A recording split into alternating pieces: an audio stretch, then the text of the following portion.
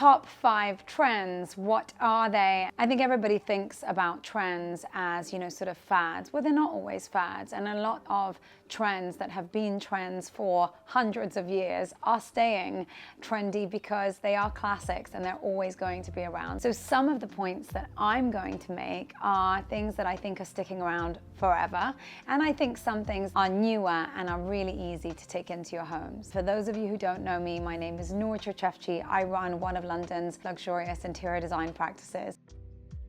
Firstly, I'm going to start with a classic, neutrals. Now, anybody that knows our company knows we are big fans of neutrals. Why are we such big fans of neutrals? Well, I've got 3 really great reasons for you. And from my perspective, neutrals, of course, are easier to play with. They're easier to accessorize with. I mean, I've got, a maroon behind me right now. I've accessorized with one of my Smith & Noor fabrics, but sometimes I've got a blue on here. Sometimes I've got a cream on here. You can really play around with it so that your eyes don't get bored. But I'm sure lots of you already know that. Well, let me give you a second perspective.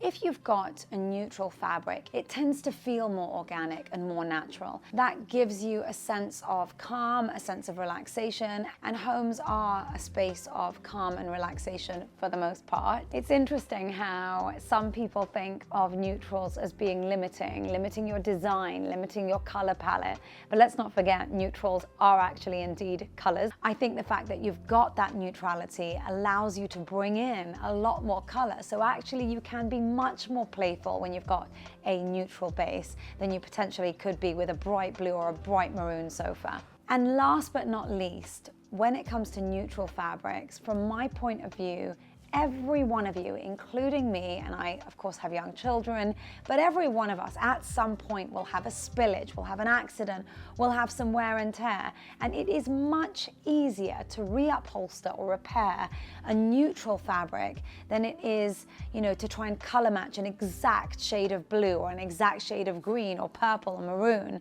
that actually, is now 2 years ago since you bought it and is much, much harder to find. Why are neutrals a trend that presumably stayed around for so long it became a classic? Well, we've got the fact that you can accessorize easily. Actually, rather than limiting you, it allows you a broader scope of color, being able to swap that fabric if you do have any spillages or need to repair it or reupholster it, and that being an easier fabric to replace. There is an element of organic. It really does soften the tone of any space and allow you to immediately feel relaxed and more calm.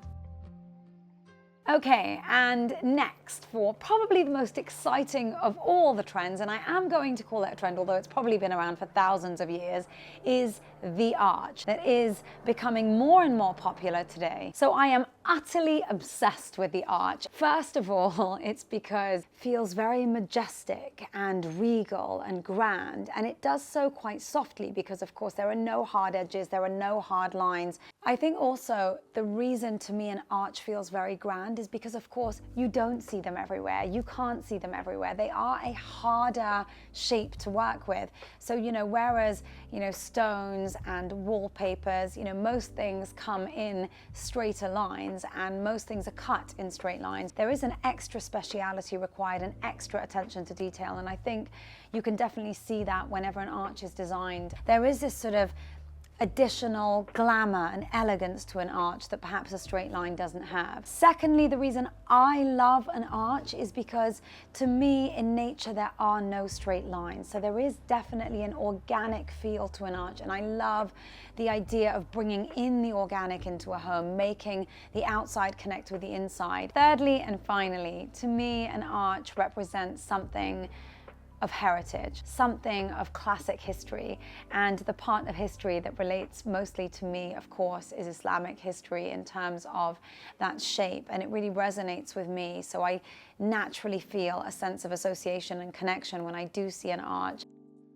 So the next point is definitely a trend. Fluting. First of all, I love the word fluting. I mean, doesn't it just sound so elegant? So why do I love fluting so much? Well, look, I love timber. I think timber is an organic material. It brings in warmth. It brings in, a gentle, soft touch from the outdoors to the indoors. But of course, timber, when you see it engineered and laid flat, does sometimes look flat. And what fluting I think can do is just bring in different angles of the light from, you know, each of the different lines. For my secret point, fluting actually has some incredible sound insulation properties, because when you have a sound in a room, if you've got a flat surface, it bounces immediately off, whereas actually with the fluting, it dissipates a sound wave a lot more than just a normal flat piece of timber. For my next point, greenery, guys. Definitely an influx of greenery in most projects at the moment.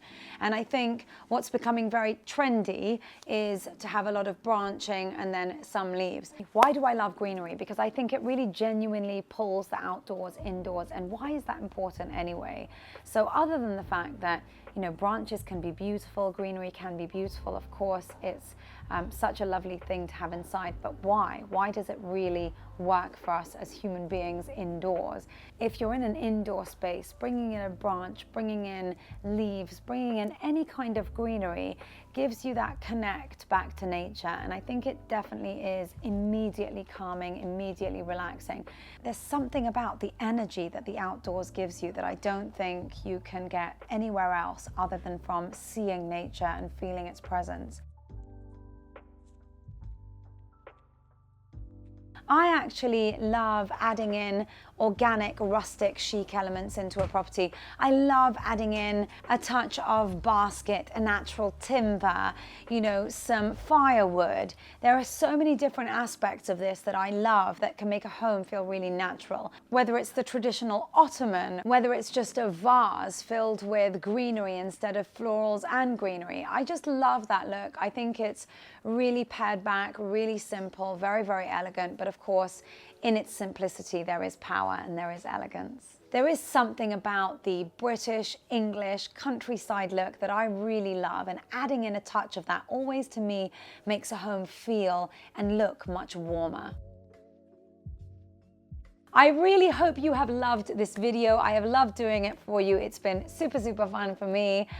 You know, I'm not a big believer in trends, but I'm also not a big fan of ignoring them. I think, you know, your eyes learn, and your eyes should feed on as much design as they can. So, you know, learn along the way. If any of you are interested in home tours, there'll be a link up somewhere here to show you some of the home tours we've done and some of the homes we've designed. There is also a series which I do, which is a day in the life. So anyone that just maybe wants to follow my life, which is crazy at the best of times, then please do. I will be delighted for you to follow on.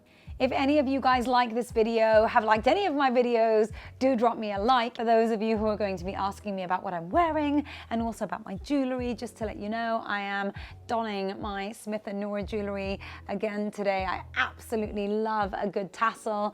And of course, there is our Smith & Noor fabric on the tassel and also on my ring.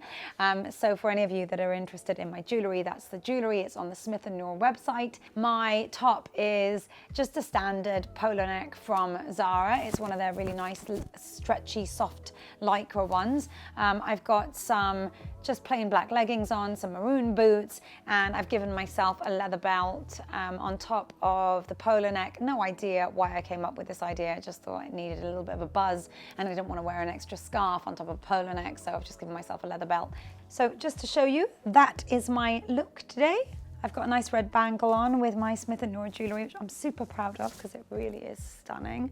I don't know if you can all see it, but it is very, very special. Pick up what works for you, and what doesn't, you know, you can just leave it to the side, whether that's in my video or anyone else's. Thank you so much for watching. Do subscribe. I would love to give you more content, and I would love your feedback also on what we've done today.